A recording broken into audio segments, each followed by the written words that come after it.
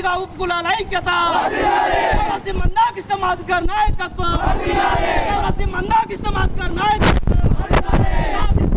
సాధిస్తాం సాధిస్తాం సాధిస్తాం ప్రాణాలైన అర్పిస్తాం ప్రాణాలైన అర్పిస్తాం జై మాదిగా జై మాదిగా జై మాదిగా बोलो जय मादिगा जय मादिगा जय मादिगा जय मादिगा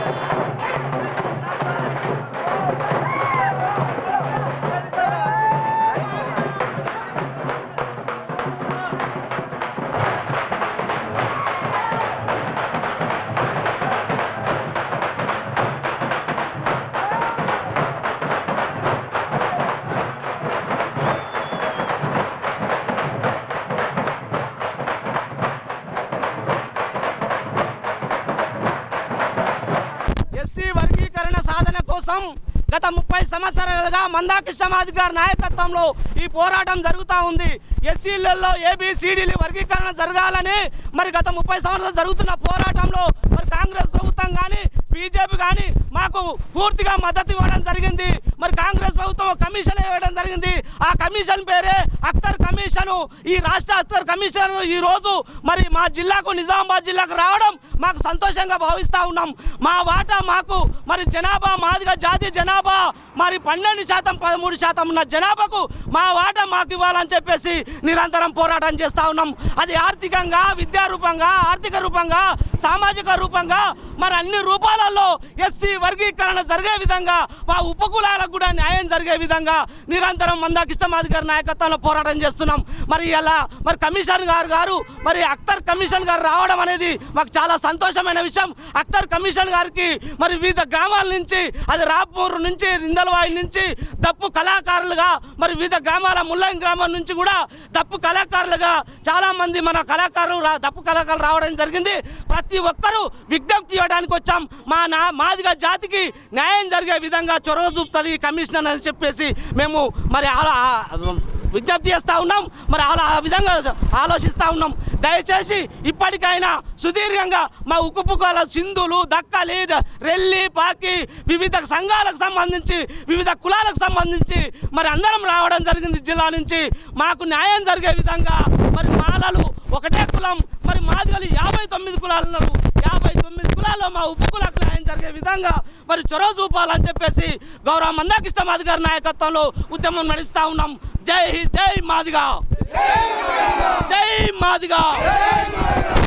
స్టేట్ ఆఫ్ తెలంగాణ ఈరోజు మనకి నిజామాబాద్ అంటే ఉమ్మడి నిజామాబాద్ జిల్లాకి సంబంధించి ఈరోజు నిజామాబాద్ ఐడిఓసిలో ఈ కార్యక్రమాన్ని నిర్వహిస్తున్నారు. సో మనందరికీ తెలిసిందే గవర్నమెంట్ జిఓఎంఎస్ నెంబర్ 8 ప్రకారంగా అక్టోబర్ 11న మనకి సబ్ క్లాసిఫికేషన్ విత్ ది షెడ్యూలరీ కింద సార్ని అపాయింట్ చేయడం జరిగింది.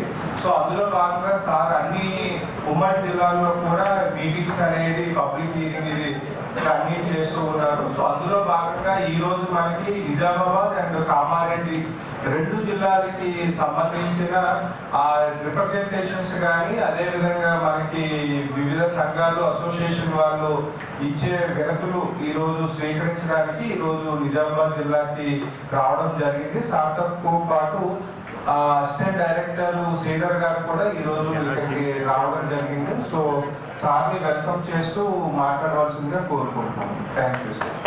ఈ కార్యక్రమానికి విచ్చేసినటువంటి అందరికీ నమస్కారాలు. సభాపీఠాన్ని అలంకరించిన డిస్ట్రిక్ట్ కలెక్టర్ రాజీవ్ గారు,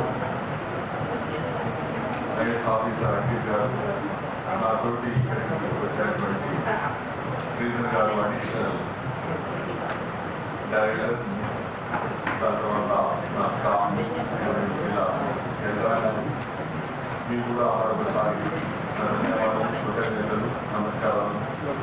మీకు ఈ కమిషన్ ఇక్కడికి వచ్చిన విషయాలన్నీ కూడా మీకు క్షుణ్ణంగా తెలుసు. కలెక్టర్ గారు కూడా దాని గురించి వివరించడం జరిగింది. ముఖ్య ఉద్దేశం ఏంటంటే ఇక్కడికి వచ్చి మీ అందరితో మాట్లాడి మీ యొక్క ఆపరేషన్స్ని మీరు చెప్పిన విషయాలన్నీ కూడా క్షుణ్ణంగా పరిశీలించాలనే ఉద్దేశంతో ఇక్కడికి రావడం జరిగింది.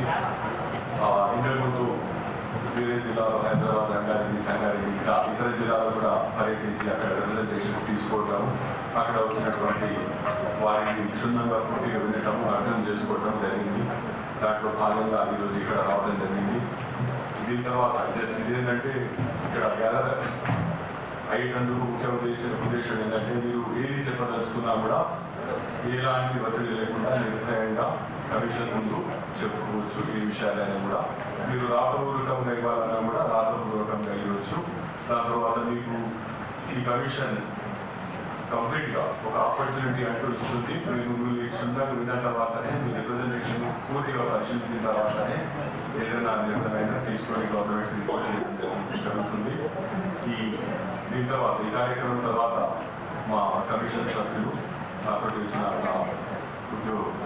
సహాయ కమిషన్ మెంబర్స్ కూడా మన కమిషన్ అడిషనల్ డైరెక్టర్ గారు, జిల్లా యంత్రాంగం నుంచి జిల్లా రిప్రజెంటేటివ్స్ ఆఫీసర్ గారు కూడా మాతో కూర్చోవడం జరుగుతుంది.